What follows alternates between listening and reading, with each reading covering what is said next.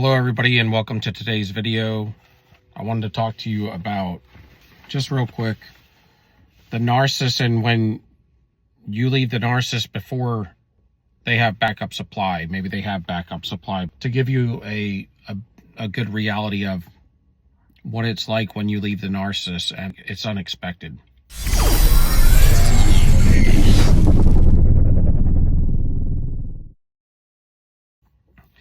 "95% of the time, it doesn't happen. And that's because most people that they choose are naive to this and they know it, and they just don't get the information, that's out there. And they've been prepped and groomed from childbirth, from the narcissist hierarchy. That's how you became this type of individual, because you had them as a caregiver. When you meet the narcissist, you know what it takes and how good you are with people, that you're able to feel people out. At least back then, you were able to feel people out and make sure that they're comfortable. And you did a lot to accommodate the narcissist to make them feel comfortable, even in the very beginning in love bomb phase. That is what it takes for them to even come in to find a target like that. They don't come around like very often. Most people don't accommodate like we do. They buck back in the very beginning. They are crossing with them very quickly, which causes them to run. Or they can't be near the supply that we were. That's why you'll find them around their house a lot, because they can't find supply, but the people they live with, at least they can get something off of them, because those people accommodate them. They probably, generally speaking, when they don't have primary source supply, which could take years, will have these off and on people that buck back at them real quick, and they're almost like narcissists themselves, the way they treat each other. If you thought you were fighting with a narcissist, they fight with them way more. So it takes a special type of person to fuel the narcissist the right way. That's why we say we don't come around that often. The other thing, they have no inner voice, and they have none of the fruits of the spirit. So with that, and a lot of people don't truly, humanity does to some level, but they really like Christians, because Christians have the ability, like a Christian that's empathic, grew up in one of these families, they have the ability to really push on, to really fuel them. And that's really what the demons in them want. Because this is the deal. They can't even get to heaven or even close to God, because they've been reprobate. When they've been pinned as reprobate and they lost their intuition, lost their inner voice, they lost their innate spirit for an insane spirit. Okay, and they cannot feel any of the fruits of the spirit. When they're with somebody that's a Christian and has the ability to involve the 9 fruits of the spirit, there's something about that. It's like it's the closest thing they can get to God is you. Maybe never had that or felt those feelings before. They're still going to be reprobate, and they're still going to destroy you, because the demons in them, that's what they're out for, destruction. And so is the narcissist. But in a weird way, they do anything goodness and godly is something that does, even if they're damned to destroy anything good, they still wish they had what you have. This is the thing. A lot of times people don't want what they have until it's gone, and the same thing goes for God. They were negligent and neglectful, and they let their lust take over.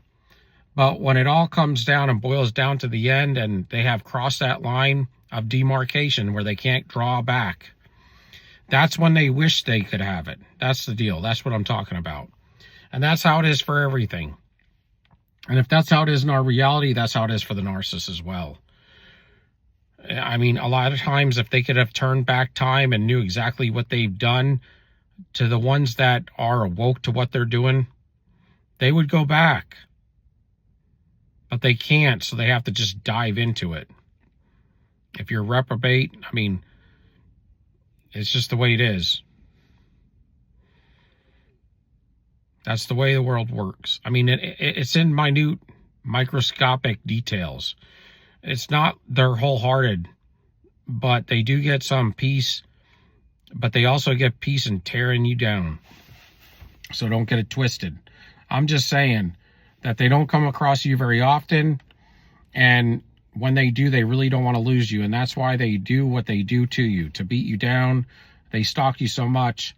They try to keep in contact with you. They don't believe it, and all those sorts of things. You are very special, and the world and psychiatry and all these people and all these individuals, including the narcissists, make you out to be insignificant, and that's not true at all. But this is the deal, whatever the most insignificance that they make you is the most that you're needed, and that's how it works with the narcissists. So if they make you feel like crap, or they give you absolutely no validation for the things that, generally speaking, humanity should give you validation for, or credit for, or some sort of something besides indifference, the narcissist ain't going to give it to you. And that tells you right there that they need you more than you know it. That's how this stuff works. And my point is when they say they don't go to any specific type of supply, they just, because this is the deal, they're so empty that at some point when their fuel is running really low, they will take whatever they can get, as long as they can get rid of that feeling of emptiness. It's not just regular emptiness that humanity would feel. This is an emptiness with no innate spirit, no inside voice, and no ability to get to God, and no ability for the 9 fruits of the Spirit. This is deep, y'all. And so I wanted you to get an idea of what it's like when you're gone. Then you throw on top of it, they have all these demons inside of them telling them they failed, and they know they failed. They feel defective. But you know what? That's what they are. They are defective. And they chose to be defects. That's what the fallen angels were when they left heaven. They were defects. They got tossed out. And when you toss them out of your life, you're just doing the same thing God did to the fallen angels when he tossed them out of heaven. You have nothing good in you. Go live somewhere else. You know, to some degree, you could be relentless in helping the narcissist, but you got to get to a point to where you're relentless on not helping them, because it's between whether you want to be with God or you want to be with them, the devil. And this is real, and I'm coming at you hard. I told you I was going to do a part 2 on this demonology thing with the narcissist, and I am. I'm trying to make it quick, but what I am trying to say is that they also feel the shame. They feel shame, and they feel some sort of guilt or remorse or some sort of crap that they feel. The little bits of humanity they do feel, well, they should feel that. You know why they feel that? They feel that because they don't even have a way to God anymore. That's God shame. That's not even shame from us. That's because God cut them off. They're so shameful. Their creator cut them off while they're still alive in their testing state. That's bad. And so I want to leave you with that. And I want you to understand that you need to leave the narcissist, or, you know, you're going to end up very close to similar to what they are today in your life. You're going to be fruitless. You're going to be heartless. You're going to be bitter, jealous, and weak. You're going to be devious, and you're going to like evil more than you like good. So like I said, don't fall for the demonic narcissist.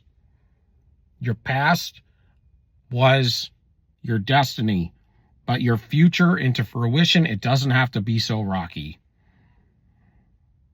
Thank you. If you can give me a like, a subscription. I love y'all. Till next time, sold you up. Peace, we out.